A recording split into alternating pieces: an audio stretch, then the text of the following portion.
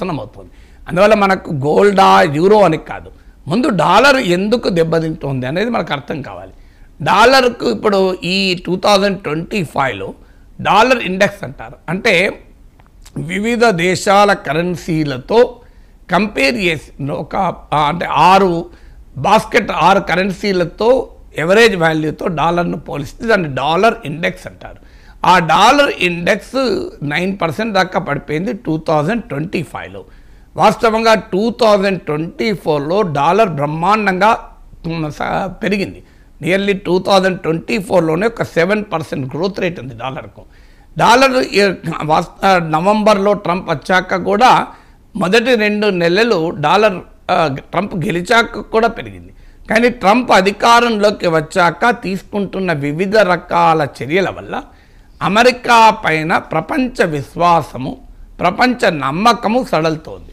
Make America great again అనే, America first అనే విధానాల వల్ల ప్రపంచానికి అమెరికా పైన అనుమానాలు, సందేహాలు, భయాలు పెరిగాయి.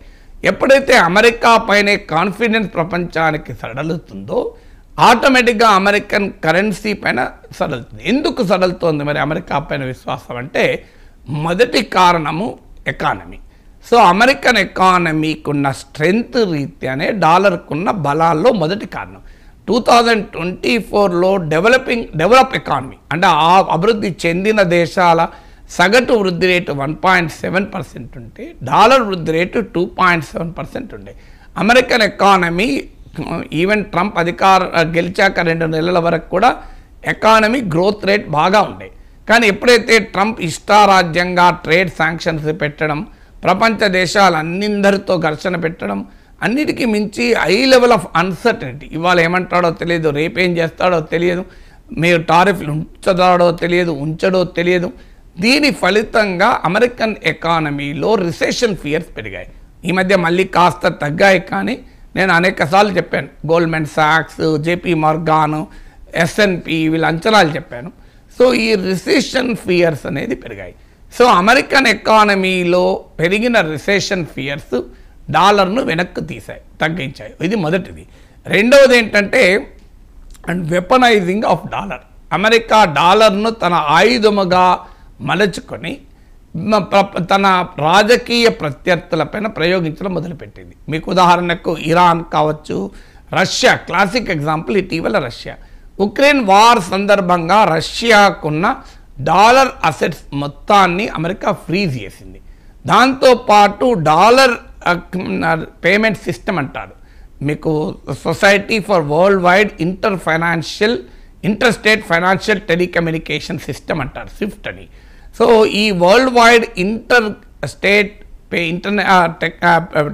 Financial payment telecommunication system Swift నుంచి రష్యాను సస్పెండ్ చేశారు. అంటే అర్థం ఏంటి? రష్యా తనకు రావాల్సిన డాలర్లను పొందలేదు, తన దగ్గర ఉన్న డాలర్లను ఖర్చు పెట్టలేదు. ఉదాహరణకు మనం ఆయిల్ కొంటాం రష్యా నుంచి, మనం డాలర్లలో చెల్లించాలి, తీసుకపోయి షిప్పులలో డాలర్లు మోసుకొని వెళ్ళాం కదా. ఈ స్విఫ్ట్ అనే వ్యవస్థ ద్వారా డాలర్లు పంపిస్తాం. సో ఈ పేమెంట్ సిస్టంలో నుంచి రష్యాను బ్లాక్ చేశారు.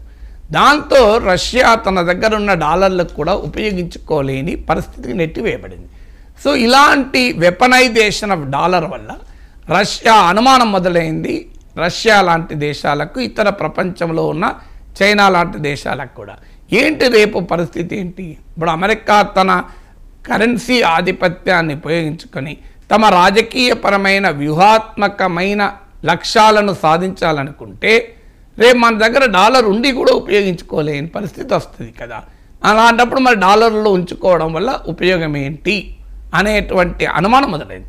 వాస్తవంగా ఈ అనుమానంతో పుటిన్ ఉక్రెయిన్ వార్ మొదలు పెట్టకముందే పెద్ద ఎత్తున డాలర్ రిజర్వ్స్ ఫారెన్ ఎక్స్చేంజ్ రిజర్వ్స్లో డాలర్ ఏతర సోర్సెస్ను పెంచుకున్నాడు. అంటే నాన్ డాలర్ యూరో కావచ్చు, యువాన్ కావచ్చు, గోల్డ్ కావచ్చు, ఇలాంటివి పెంచుకున్నాడు. అందుకే మీకు రష్యన్ ఆర్థిక వ్యవస్థ శాంక్షన్స్ వల్ల కొలాప్స్ అవుతుందంటే కొలాప్స్ కాలే. ఈవెన్ బైడెన్ అన్న రూబుల్ కాస్త రబుల్ అవుతుంది అన్నాడు, కానీ కాలే. ఇమీడియట్గా రూబుల్ ఘోరంగా పడిపోయింది. ఇప్పుడు మళ్ళీ ప్రీ వార్ పొజిషన్కు వచ్చేసింది.